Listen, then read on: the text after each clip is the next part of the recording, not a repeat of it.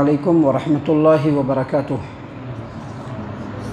الحمد للہ رب العالمین والصلاة والسلام علی رسولہ الکریم وعلی آلہ وصحبہ اجمعین، اما بعد۔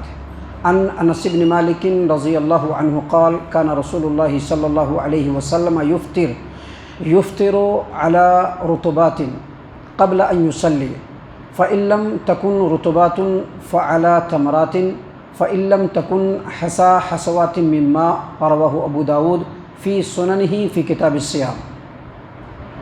معزز سامعین کرام، ایک روزہ دار جب روزہ رہتا ہے اور جب سورج غروب ہو تو پیارے رسول صلی اللہ علیہ وسلم کے فرمان کے مطابق اس کو فوراً افطار کر لینا چاہیے۔ اب افطار کرنے کے لیے کچھ بھی کھا سکتے ہیں، کوئی حرج کی بات نہیں ہے، لیکن شریعت میں ہمارے پیارے رسول صلی اللہ علیہ وسلم سے کچھ چیزیں خاص طور سے افطار کے لیے شروع میں کھانا ثابت ہے، لہٰذا جو چیزیں ثابت ہیں وہ افضل ہیں، وہ بہتر ہے۔ اس کے علاوہ بھی افطار دوسری چیزوں سے کیا جا سکتا ہے، لیکن دیکھیے حدیث ہمارے سامنے ہے، سنن ابی داؤد کتاب الصیام باب ما یفطر علیہ، حدیث نمبر 2356 نمبر کی روایت، یعنی 2356 نمبر کی روایت سنن ابی داؤد کی۔ انس بن مالک رضی اللہ عنہ بیان کرتے ہیں کہ پیارے رسول صلی اللہ علیہ وسلم نماز پڑھنے سے پہلے روزے کی حالت میں تر کھجور، جو تازہ کھجور ہوتا ہے تر کھجور، اس سے افطار کیا کرتے تھے۔ اگر تر کھجور پیارے رسول صلی اللہ علیہ وسلم کے پاس نہیں ہوتا تو سوکھے کھجور سے، جو ہمارے یہاں چھوہارا کہلاتا ہے، سوکھا کھجور، اس سے پیارے رسول صلی اللہ علیہ وسلم افطار کیا کرتے تھے۔ اگر سوکھا کھجور بھی اللہ کے رسول صلی اللہ علیہ وسلم کے پاس نہیں ہوتا تو چند گھونٹ پانی پی کر کے افطار کر لیتے تھے۔ اس سے یہ پتہ چلا کہ افطار کرنے کے لیے ان تین چیزوں کو ہم اختیار کر سکتے ہیں۔ حالانکہ نبی اکرم صلی اللہ علیہ وسلم کے بارے میں دوسری حدیثوں سے یہ بھی ثابت ہے کہ آپ صلی اللہ علیہ وسلم نے ستو کے شربت سے بھی افطار کیا، جیسا کہ کل ہم نے حدیث آپ کے سامنے بیان کیا تھا، صحیح البخاری کتاب الصوم حدیث نمبر 1955 نمبر کی روایت۔ آپ صلی اللہ علیہ وسلم نے سفر میں اپنے ایک صحابی کو یہ حکم دیا کہ ستو گھول کر کے لاؤ کیونکہ مجھ کو افطار کرنا ہے، تو ستو سے بھی افطار کیا جا سکتا ہے۔ دیکھیے اس سلسلے میں سعودی عرب کی مستقل فتویٰ کمیٹی، اس کے زیر نگرانی کتاب تیار ہوئی، فتاویٰ اللجنۃ الدائمہ للبحوث العلمیہ والافتاء، والوم نمبر 10 پیج نمبر 335 کے اوپر فتویٰ ہے، علماء کرام کے سگنیچر کے ساتھ۔ فتویٰ اس طرح سے ہے کہ جب انسان روزہ دار ہو اور سورج غروب ہو جائے اور اس کے پاس پانی کے علاوہ کوئی دوسری چیز نہ ہو تو وہ پانی سے بھی افطار کر سکتا ہے، کیونکہ کھجور سے افطار کرنا یہ مستحب ہے، افضل ہے، واجب اور ضروری نہیں ہے، لہٰذا بہتر ہے کہ کھجور سے افطار کیا جائے۔ اگر کھجور نہ ملے تو پانی سے افطار کر لے، ستو سے بھی افطار کر سکتے ہیں۔ ابھی ہم لوگ کلنگڑا وغیرہ رکھتے ہیں، تربوزہ ہے، خربوزہ ہے، یا اس طرح کی جو دوسری چیزیں ہیں، کسی سے بھی آپ افطار کر سکتے ہیں، لیکن افضل یہ ہے کہ کھجور سے افطار کیجیے، اور یہی وجہ آپ دیکھیں گے کہ مسلمان کھجوروں کا خاص طور سے اہتمام کرتا ہے۔ سامعین کرام، اب ہم افطار جب کریں گے تو افطار سے پہلے کون سی دعا پڑھنی چاہیے، کیونکہ یہ ایک سوال بھی ہے اور لوگوں کے درمیان بہت ساری ادھر ادھر کی باتیں رواج بھی پائی ہوئی ہے، لوگ جو ہے مختلف قسم کی دعائیں پڑھتے ہیں۔ تو اس سلسلے میں ہم آپ کے سامنے سب سے پہلے ایک حدیث پیش کرتے ہیں۔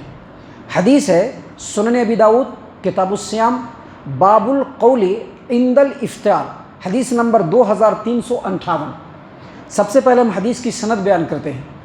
حدیث کی سند ہے، امام ابو داؤد نے کہا کہ مجھ سے حدیث بیان کیا مسدد نے، اور مسدد سے حدیث بیان کیا حشیم نے، اور حشیم سے حدیث بیان کیا حسین نے، اور حسین سے حدیث بیان کیا معاذ بن زہرہ نے۔ یہ معاذ بن زہرہ جو ہے نا، یہ صحابی نہیں ہے۔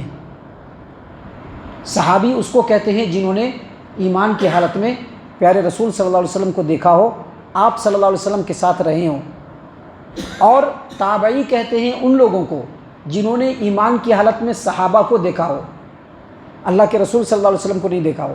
تو یہ جو معاذ بن زہرہ ہیں یہ تابعی ہیں، یہ صحابی نہیں ہیں، وہ کہتے ہیں کہ انہ بلغہ ان النبی صلی اللہ علیہ وسلم کان اذا افطر قال اللہم لک صمت وعلی رزقک افطرت۔ دیکھیے معاذ بن زہرہ نے ڈائریکٹ نبی صلی اللہ علیہ وسلم سے روایت کیا۔ حدیث کے اندر، اصول حدیث میں نبی اکرم صلی اللہ علیہ وسلم کی بات کی اہمیت کو لوگوں کے سامنے رکھتے ہوئے اہل علم نے یہ اصول بنایا ہے کہ جب حدیث کی سند بیان کی جائے گی تو تابعی جو روایت کرے گا تو اس کے لیے ضروری ہے کہ وہ صحابی کا نام لے۔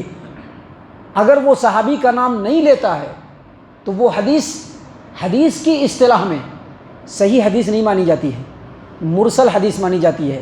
اور مرسل حدیث کی پوری ڈیٹیل ہے، پوری تفصیل ہے، جس کو علماء کرام نے اپنی اصول کی کتابوں میں بیان کیا ہے کہ مرسل حدیث کئی طریقوں سے صحیح حدیث نہیں مانی جائے گی، کیونکہ ہو سکتا ہے تابعی جو بیان کر رہا ہو کسی تابعی سے ہی بیان کر رہا ہو، صحابی کا نام اس نے نہیں لیا۔ اگر صحابی کا نام وہ لے گا اس کا مطلب ہے کہ اس نے صحابی سے سنا ہے، اور اگر اس نے صحابی کا نام نہیں لیا تو دوسری سند سے صحابی کا نام آنا ضروری ہے۔ لیکن یہ جو حدیث ہے، اس حدیث میں معاذ بن زہرہ انہوں نے ڈائریکٹ نبی صلی اللہ علیہ وسلم سے روایت کیا ہے، لہٰذا یہ روایت حدیث کے باب میں، اصول حدیث کی باب میں یہ صحیح حدیث نہیں ہے، کیونکہ نبی صلی اللہ علیہ وسلم کی زبان مبارک سے جو بات نکلتی ہے وہ ہمارے اور آپ کے بات کی طرح سے نہیں ہے۔ آپ صلی اللہ علیہ وسلم کی زبان مبارک سے نکلی ہوئی بات شریعت ہے، دین ہے، اور دین میں اپنی طرف سے کچھ بھی نہیں کہہ سکتے ہیں۔ لہٰذا ضروری ہے کہ کوئی بھی آدمی اگر کوئی بات کہتا ہے وہ بالکل پرفیکٹلی پیارے رسول صلی اللہ علیہ وسلم سے ثابت ہونا چاہیے۔ تو یہ جو حدیث ہے، اس حدیث کو عام محدثین نے مرسل ضعیف روایت کیا ہے، جس کو حجت میں نہیں لایا جا سکتا، دلیل کے طور پر پیش نہیں کیا جا سکتا۔ چند ایک محدثین نے اس حدیث کو صحیح کہنے کی کوشش کی، لیکن پھر انہی محدثین نے بعد میں چل کر کے اپنی کتابوں کے اندر اس حدیث کے صحیح کہنے سے رجوع کیا اور کہا کہ نہیں، یہ حدیث ثابت نہیں ہے، گویا کہ یہ حدیث صحیح نہیں ہے۔ اور حدیث کے بھی الفاظ پر آپ غور کیجئے کہ نبی صلی اللہ علیہ وسلم کے بارے میں کیا کہا، اللہم لک صمت وعلی رزقک افطرت۔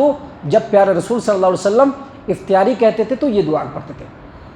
حالانکہ آج کل آپ دیکھیں گے لوگ اس میں بھی بہت سارے ایڈ کرتے چلے جا رہے ہیں، کیونکہ جب آپ سنت کو چھوڑیں گے نا ایسے ہی ایڈیشن پر ہی چلیں گے۔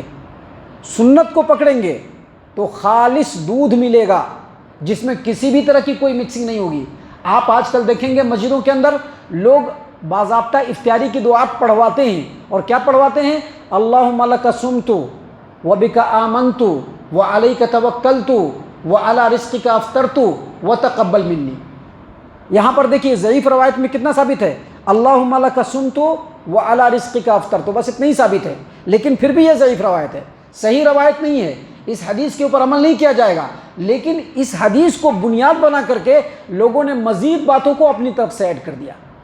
محترم سامعین کرام، ایک اور حدیث ہم آپ کے سامنے بیان کرتے ہیں۔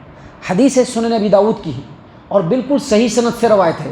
سنن ابی داؤد کتاب الصیام باب القول عند الافطار، حدیث نمبر 2357۔ عبداللہ ابن عمر رضی اللہ عنہما روایت کرتے ہیں کہ نبی صلی اللہ علیہ وسلم جب روزہ افطار کرتے تو کون سی دعا پڑھتے تھے، ذهب الظمأ وابتلت العروق وثبت الاجر ان شاء اللہ تعالی۔ یہ صحیح روایت موجود ہے، صحیح حدیث موجود ہے، صحیح دعا موجود ہے، لیکن آپ نے دیکھا ہوگا کہ کبھی بھی کسی کو توفیق نہیں ہوتی ہے کہ جب دعا پڑھاتے ہیں تو یہ دعا پڑھا کر کے دکھلا دیں، کیونکہ صحیح بات کو لینے کا ملکہ بہت کم ہوتا ہے لوگوں کے اندر۔ آج جو امام صاحب نے تراویح کی نماز پڑھائی ہے اس میں سورۃ الاعراف کی ایک آیت کریمہ انہوں نے پڑھی ہے کہ جب انسان کو اچھائی کی طرف بلایا جاتا ہے نا تو جلدی نہیں آتے ہیں، اور جب گمراہی کی طرف بلایا جاتا ہے تو جلدی چلے آتے ہیں۔ گمراہی کی طرف بلایا جائے گا تو جلدی چلے آئیں گے، اچھائی کی طرف جلدی نہیں آئیں گے۔ تو یہ جو صحیح دعا ہے، آپ دیکھیں گے کہ مسجدوں سے کسی کو توفیق نہیں ہوتی ہے کہ اس صحیح دعا کو پوری ہمت کے ساتھ لوگوں کے سامنے بیان کرے، لیکن یہ جو ضعیف دعا ہے اس میں بھی مزید ایڈ کر کے باضابطہ مسجدوں سے اعلان کیا جاتا ہے۔ تو اس سلسلے میں صحیح بات اور صحیح مسلک اور صحیح موقف جو صحابہ کرام کے زمانے سے چلا آ رہا ہے وہ یہی کہ جب ہم افطار کریں گے تو چونکہ ہم ایک نیک کام کر رہے ہیں، افطار کا آغاز بسم اللہ، صرف بسم اللہ کر کر کے کھجور کھائیں گے، پانی پئیں گے، اور اس کے بعد دعا پڑھیں گے ذهب الظمأ وابتلت العروق وثبت الاجر انشاءاللہ تعالی۔ باقی جو دوسری دعا ہے یہ دعا حدیث سے ثابت نہیں ہے، لہذا جو ثابت ہے اتنا پڑھیے، جو ثابت نہیں ہے اس کو ہٹانے کی کوشش کیجیے، اپنی زندگی سے ہٹانے کی کوشش کیجیے، کیونکہ ہمارا کام پیارے رسول صلی اللہ علیہ وسلم کو فالو کرنا ہے۔ ہم نے پہلے ہی بتلایا تھا کہ اگر اس پورے روئے زمین پر ایک آدمی بھی اللہ تبارک و تعالیٰ کے بتائے ہوئے طریقے پر چلنے والا ہے، اللہ تبارک و تعالیٰ صرف اسی سے ایکسیپٹ کرے گا، دوسروں سے ایکسیپٹ نہیں کرے گا۔ اور اس کی جیتی جاگتی زندہ جاوید مثال سیدنا ابراہیم خلیل اللہ علیہ السلام کی ہے کہ وہ اپنے زمانے میں اکیلے تھے، لیکن اللہ تبارک و تعالیٰ نے قرآن کریم میں اس اکیلے ابراہیم کو ایک امت کہا۔ ان ابراہیم کان امتن، ہے نا حافظ صاحب؟ ان ابراہیم کان امتن، ابراہیم اکیلے امت تھے، اللہ نے اکیلے اس ابراہیم کو قبول کیا۔ تو آج بھی چاہے آپ کتنی ہی تعداد میں کیوں نہ ہو، جو صحیح ہے اس کو پکڑنے کی کوشش کیجیے، جو ثابت نہیں ہے اس کو دور ہٹانے کی کوشش کیجیے۔ اللہم لک صمت وعلی رزقک افطرت، یہ ثابت نہیں ہے۔ اللہم لک صمت وبک آمنت وعلیک توکلت وعلی رزقک افطرت وتقبل منی، یہ بھی ثابت نہیں ہے۔ ان چیزوں کو ہٹائیے۔ جب افطار کیجیے بسم اللہ پڑھیے، اور افطار کرنے کے بعد کہیے ذہب الظمأ۔ ذہب الظمأ کا مطلب کیا ہوا؟ پیاس بجھ گئی۔ وابتلت العروق، اور رگیں تر ہو گئی۔